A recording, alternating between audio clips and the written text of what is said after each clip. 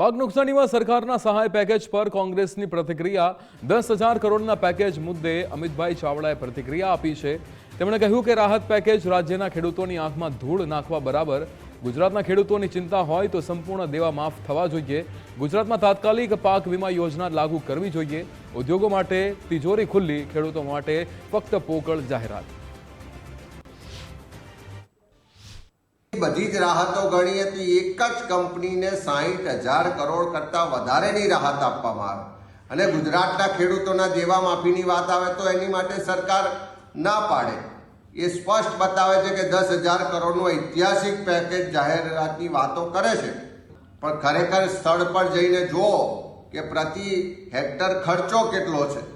પ્રતિ હેક્ટર એનો ખર્ચની સાથે એનું જે ઉપજ છે એને વેચવા જાય તો એની જે આમદની થવાની એનો સરવાળો કરીએ તો 1 વીઘાના 50,000 રૂપિયા સુધી કપાસમાં અને અન્ય પેદાશોમાં એટલી આવકની શક્યતાઓ ખેડૂતોની મહેનત હતી, એની સામે આ પેકેજ નહીવત છે।